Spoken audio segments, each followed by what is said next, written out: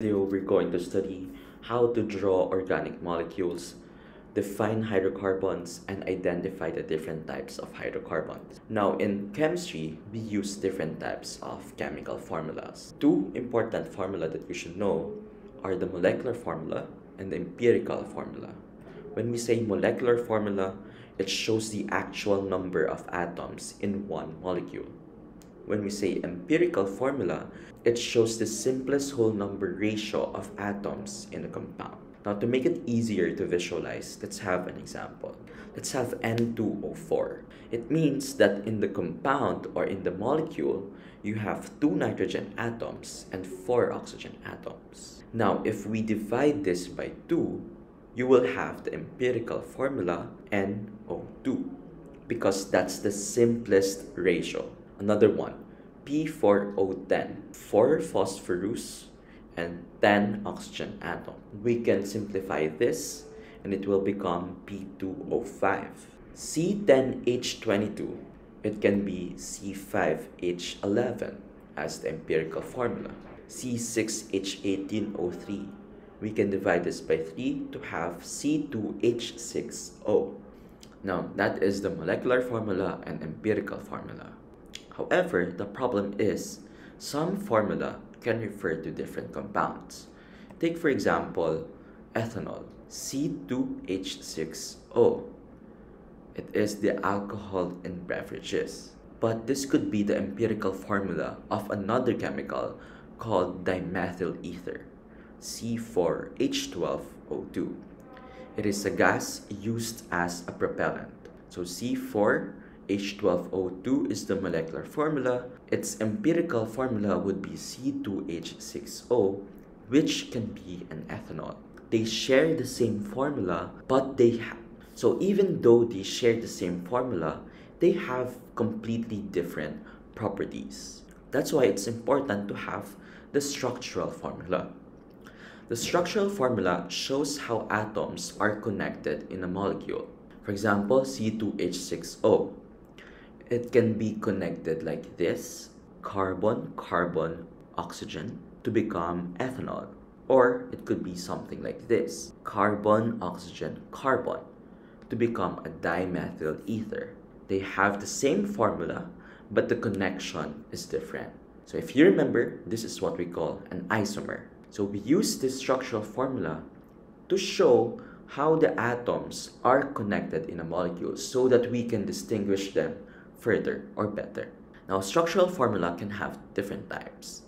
One is the expanded structural formula. In this formula, you show all the atoms and all the bonds explicitly. So for example, in ethanol, you show that the carbon is bonded to this hydrogen, this hydrogen, this hydrogen, and to this carbon. Same as in dimethyl ether. This carbon is bonded to 3 hydrogen atoms and to an oxygen. Now, I want you to look at the difference closely. Now, in organic chemistry, we use 2 common formulas. Number 1 is the condensed structural formula. It's like the structural formula, but this time, you don't show the bonds. Or we can also use the line angle formula. Carbons at corners or ends are implied.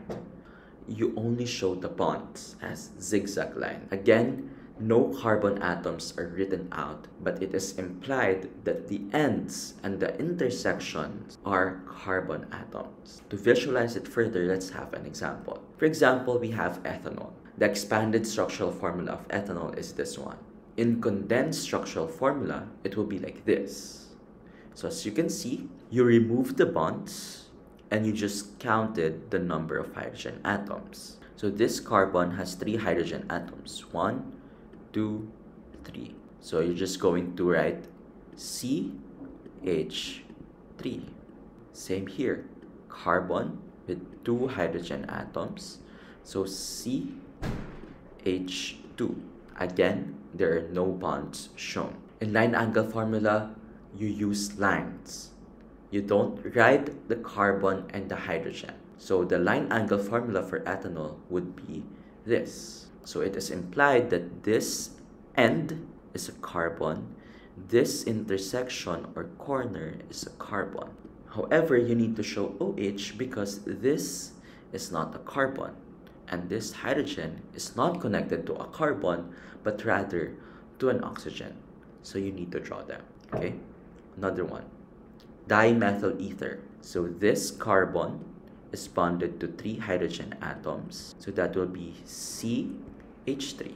This carbon is bonded to this oxygen, so that it is connected to oxygen. This oxygen is bonded to this carbon, so this is carbon with 3 hydrogen atoms, so H3. In line angle formula, again, you don't show the carbon, so you only show the non-carbon and non-hydrogen. This is OC. You don't show this, but you have 3 hydrogen atoms here. Now that we know how to represent organic compounds, let's talk about the simplest organic compounds. These are called hydrocarbons. When we say hydrocarbons, they are made of only carbon and hydrogen atoms. That's why they are called hydro from hydrogen, carbon, carbon atom. Hydrocarbons can be classified into 2, aliphatic and aromatic. Aliphatic can be further classified as acyclic or cyclic. Under acyclic, you have alkenes, alkanes, alkynes. In cyclic, you can have cycloalkanes, cycloalkynes, cycloalkenes. So what are these hydrocarbons? Let's start with aliphatic hydrocarbon. These are hydrocarbons with straight chains, branched chains, or rings. Now, the first type of aliphatic hydrocarbon would be the acyclic hydrocarbon. They do not form rings, so they can be linear, branched, but there's no ring. Under acyclic, you have 3 types: alkanes, alkenes, alkynes. When we say alkanes, these are saturated hydrocarbons. Saturated meaning the carbon is full of hydrogen atoms. Remember, carbon can have 4 bonds. So in saturated hydrocarbons, all those bonds are filled with hydrogen. Because of that, they are made up of single bonds. Alkenes and alkynes, they are unsaturated hydrocarbons, meaning those 4 bonds are not filled with hydrogen. That's why they are unsaturated. So alkenes, they are made up of 1 or more double bonds. Alkynes, 1 or more triple bonds. In cyclic aliphatic hydrocarbons, the carbon atoms form a ring structure. Okay, this is a closed structure. Likewise, you can have 3 types: cycloalkanes, cycloalkenes, cycloalkynes. In cycloalkanes, of course, the ring is just single bonded. In cycloalkenes, the ring has a double bond or double bonds. In cycloalkynes, although this is very unusual because it's very reactive, it has triple bonds. Lastly, we have the aromatic hydrocarbons. So this is a special type of cyclic hydrocarbon, but this time it has an alternating double and single bonds. In chemistry, we call this conjugation.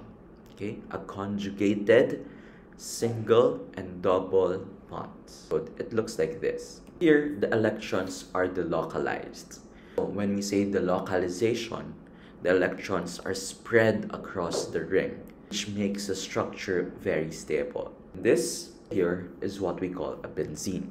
Benzene is the most common aromatic hydrocarbon. It has 6 carbon atoms, has resonance. When we say resonance, electrons are constantly shifting. So at one moment, it could be like this, or it could be like this. Again, it is constantly moving. That's why sometimes it is also represented by this diagram.